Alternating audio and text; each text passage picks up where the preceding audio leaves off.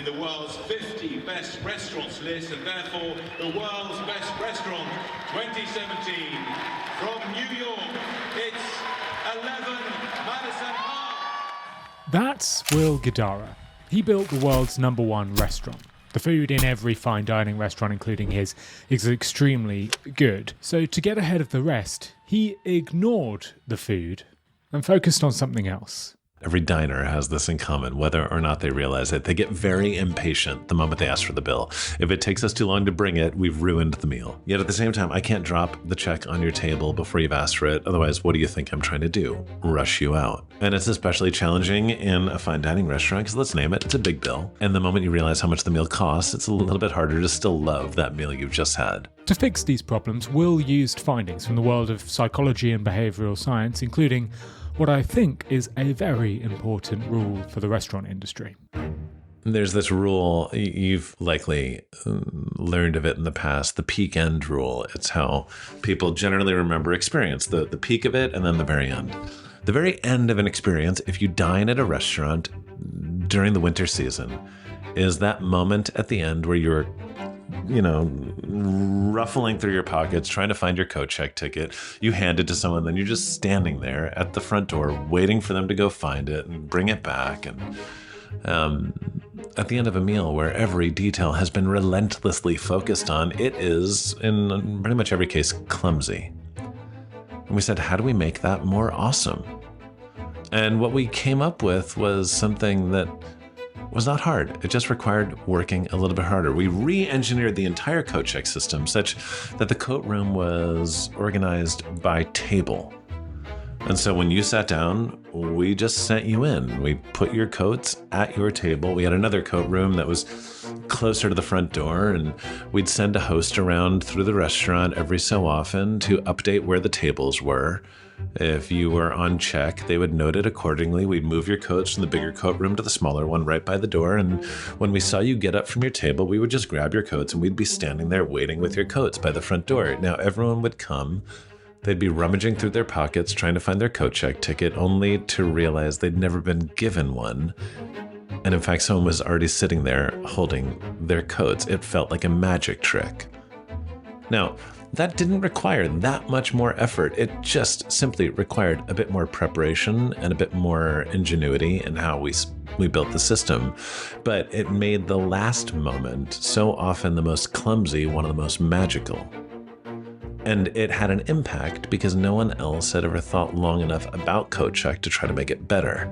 In his book, Will writes that this became one of his favourite moments working at the restaurant. He wrote, "It was amazing to pull off a magic trick right at the end, blowing the guest's mind." Will focused intently on the final experience a customer has, and it wasn't just his restaurant that has applied this. There are others that now do it. In his book, The Illusion of Choice, Richard Shotton writes about Flatiron, a chain of London steak restaurants. Richard writes that after you've paid the bill, the waiter gives you a pair of miniature ornamental steak knives and tells you to hand them to the staff at the door when you leave. When you do, you are rewarded with a salted caramel ice cream cone in return, a surprise that ensures the dining experience ends on a high. Opportunities like that exist everywhere. I learned recently of an accounting firm in the suburbs of Washington, D.C., where a lot of people go to their offices for meetings. And these are people that are spending quite a bit of money at their firm. And they did two things. They added a valet parking attendant so that people didn't have to walk so far. And that gave them access to people's cars, such that when people got in their car after a meeting, there was a little gift bag in the car waiting for them with a note saying, "Thank you for your business." That, again, did not cost anything relative to the amount of money people were spending at that firm. And yet it took something working with an accounting firm that often feels so transactional and made it feel experiential and made it feel connective. The NHS do this with blood donations. When you donate blood in the UK, you get sent a follow-up text which tells you exactly where and when your blood was used. This kind of happy ending makes you more likely to do it again. It's why IKEA put an extremely cheap ice cream counter at the exit of the store. And according to the late great Sam Tatum in Evolutionary Ideas, it's why Cornetto put a lump of chocolate at the bottom of their cone. This chocolate was initially an unintended byproduct of the manufacturing. When they were building the cone and the ice cream, the chocolate would seep down and form this solid layer at the bottom. Eventually, they got round to creating machines smart enough to not leave the chocolate solid at the bottom, but that glitch was loved so much that Cornetto had to keep it in. Wool's even launched Cornetto Tips, a product containing no ice cream, just the tip of the wafer cone filled with solid chocolate. The other thing about the peak end rule that I find so unbelievably empowering for people is that, listen, the peak is the moment of the experience that is furthest from zero, right? And that means that if you mess up, that becomes the peak, albeit a negative peak. But I mean, I'm empowered by the idea of it, because if you are 10 deviations from zero in the wrong direction, all you need to do is work hard enough to create a positive peak that is 11 deviations from zero. That is a pretty amazing way to build loyalty, and the peak end rule is a great reminder on why it's so important to do exactly that. Now, I realise at this point of the video that I probably need to explain what the peak end rule is. Well, evidence for this rule comes from a 1993 study by Daniel Kahneman and Barbara Fredrickson. In this study, participants placed their hand in painfully cold water. One group endured for 60 seconds of freezing water, another endured for the same 60 seconds in the same freezing cold water, but added an extra 30 seconds in water that was slightly warmer, but still very uncomfortable. When asked which version they would repeat, the majority chose the longer duration.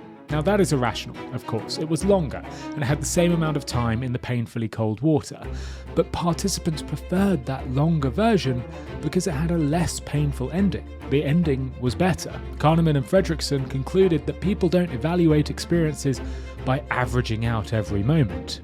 Instead, memory is disproportionately shaped by the most intense moment and by the ending. And they called this the peak end rule. And we'll use this rule to solve one of the worst experiences we have at a fine dining restaurant, paying the bill. Everyone gets the check. It is at best overlooked, at worst negative. And yet it presents such an opportunity to make it more awesome. It's a hard moment from a timing perspective to get right. Every diner has this in common, whether or not they realize it. They get very impatient the moment they ask for the bill. If it takes us too long to bring it, we've ruined the meal. Yet at the same time, I can't drop the check on your table before you've asked for it. Otherwise, what do you think I'm trying to do? Rush you out. But once we identified it as an opportunity, we were able to make it awesome. And this is what we came up with. When you were done with your meal, you hadn't asked for your check, but it was clear when you're done. We'd go over to your table with a glass for each one of the people at the table, pour them a little splash of cognac, and say, thank you so much for dining with us. This is with our compliments. In fact, I'm going to leave this entire bottle here. Please help yourselves to as much as you'd like. And then we put the check down and we'd say, your check is here ready whenever you are. It's a small change, but not to overuse the words, although they're important to me, because it happened at the intersection of creativity and intention. The impact was profound. First, no one ever had to wait for their check again. Second, no one could ever think we were trying to rush them out. We'd just given them an entire bottle of free booze. It didn't cost us very much. Rarely did anyone drink more than that splash of cognac we had poured into their glasses. And yet, at the moment where we brought that big bill, we matched it with a gesture of profound generosity. All of these things tied together enhance the experience, so much so that, again, I've talked to people who dined with us in the early days at 11 Madison Park who do not remember a single bite of food they had, but they'll never forget how we made them feel with that bottle of cognac. That one's backed up. I think it's just so interesting. I have no idea why they did it, but Cornell University, they ran a study where they compared 1,000 diners that bring a mint with the bill to 1,000 diners that don't. The ones that did, on average, had 18% higher tips than the ones that didn't. Slight clarification here, because it's important for me to know that everyone watching this has the correct data. The study I could find, which I have cited in the description below, had 172 dining parties, so essentially tables, so multiply that by 2 or 3 to get the number of participants It was across 2 experiments, and those who got the gift, which I should mention in this experiment was a chocolate, did increase their tips by 18%. In a follow-up experiment, the research actually tested giving 2 pieces of chocolate, and that increased tips by 22%. So Will's point still stands. It's proof that, listen, generosity begets generosity. The value of the tips far exceeded the cost of the mints. You give people a little bit, they'll almost always give more in return. Micro opportunities for generosity, investing in these overlooked moments. It always works. Which is why very early on in Will's time at 11 Madison Park, he did something that most people would think is absolutely ridiculous. This was kind of the very beginning of fully figuring out what unreasonable hospitality meant. I was in the dining room on a busier than normal lunch service, clearing appetizers. From a table of 4, they were foodies, Europeans on vacation in New York City just to eat at our best restaurants. In fact, this was their last meal. They were going straight from the restaurant back to the airport to head home. And while I was at the table, I overheard them talking, and they were raving about their trip. They'd been to all the 4-star restaurants, now 11 Madison Park, the trip of a lifetime. But then one of the women at the table jumped in and said, yeah, but we never had a New York City hot dog. And it was one of those light bulb moments. In a cartoon, the characters had a good idea. I went to the kitchen, dropped off the plates, ran outside of the hot dog cart, bought a hot dog, ran back inside. Then came the hard part, convincing my fancy chef to serve it in our fancy restaurant. But eventually I did, and he cut the hot dog up into 4 perfect pieces, put 1 on each plate, added a little swish of ketchup, 1 of mustard, a little scoop of sauerkraut, 1 of relish. I'm sure he topped it off with a micro herb or something to make it look fancy. And then before their final savory course, which at the time was our honey lavender glazed Muscovy duck that had been dry aged for 2 weeks, I brought out what we in New York call a dirty water dog. And I explained it. I said, I ever heard you talking before. We didn't want to let you go home with any culinary regrets. Here's that New York City hot dog again. Every time I think about it, it makes me laugh. They freaked out. I mean, at that point in my career, I'd served tens of millions of dollars worth of Wagyu beef and lobster, you name it, and I had never seen anyone respond to anything I'd served them like they did to that hot dog. And listen, it reinforced something big. I really do believe I could have given that same table a bottle of vintage Dom Perignon and a bucket of caviar. It would not have had the same impact as the $2 hot dog because it would not have been specific to them. People want to feel seen. They want to feel like the experience they're having is singular and bespoke to who they are. And if we can all find joy in identifying more opportunities to do just that, it truly becomes the greatest competitive advantage we can have. And Will really focused on this level of unreasonable hospitality across his restaurant. When you walk into a restaurant and you are greeted by a person standing behind a literal barrier who says, do you have a reservation here? Code, do you deserve to be here? You give them your name. They thumb around, bathed in the glow of an iPad, finally find your name, whisper to the host, take them to table 33, and then I always joke, moved through the room like cattle, which it's not like that. At least in many restaurants, it's more elegant than that. But still, it's just ripe for improvement, or there's opportunity to make it better. The idea was, I want people to walk into the restaurant to be greeted by someone who already knows their name. And then that person just says, take them in.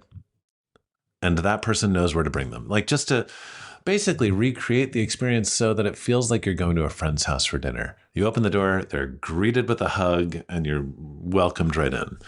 And so the team and I figured out how to do that. And there was someone on the team whose job I said, hey, let's do this. They said, how? I said, I have no idea. Figure it out. And they did.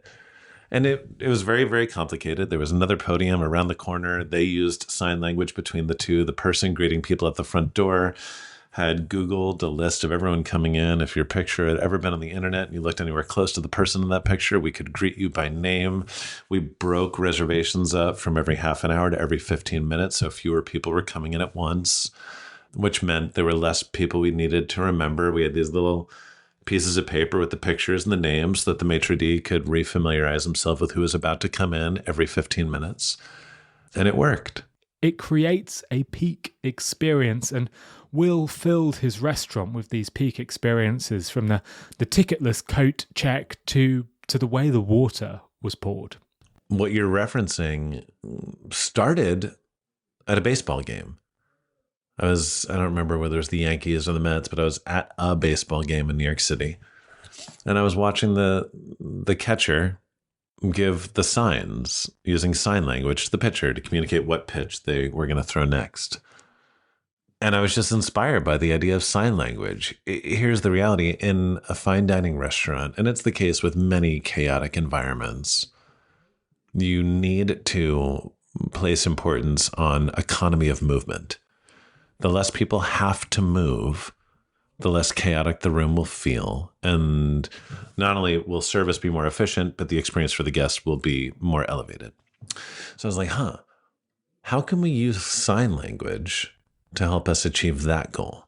And water service was where we landed on first. And it ended up having the added benefit of creating a bit of magic, where you go to the table at the beginning of someone's meal and we would say, do you want ice water, sparkling water, or bottled still? And up until that point, now the captain had to go track down their assistant server, communicate the water preference, and the assistant server would then get the water, go there. It would take longer to get water in people's glasses. And it's a metric that most fine dining restaurants would be pursuing, which is get something in the glass as quickly as humanly possible. Here, I would just have my hand behind my back and I would be giving a sign to the assistant server who knew I was going to greet the table, so they were watching me, such that before I'd even left that table, you were being poured the water you had asked for. Efficiency, elevating the calmness of the room, and creating a little bit of magic all in one shot, simply because my eyes were open wide enough at a baseball game. And the team and I were able to come up with a cool thing to do with that inspiration. It's a fantastic example, one of many fantastic examples, but Will wasn't done there. He had one more change that he made to his restaurant, inspired by behavioural science, which dramatically changed how people enjoyed the restaurant. At that point, we were doing kitchen tours, where we were bringing people on a tour of the kitchen just to see it, because we knew it's just cool to see the kitchen. People really enjoyed it. And yet, the way it was at that point, you'd walk into the kitchen and you'd feel uncomfortable. You were in everyone's way. And so we said, okay, how do we keep on doing kitchen tours, but draw inspiration from the kitchen table? And all of that is in today's bonus episode. To listen to the bonus episode, it is very easy to do. All you have to do is click the link in the show notes of today's episode, enter your email address, and you'll be taken straight to that bonus episode. The bonus episode is produced just like this episode. It's cited with lots of good sources and really great insights from Will, so I do hope you go and check it out. Thank you for watching.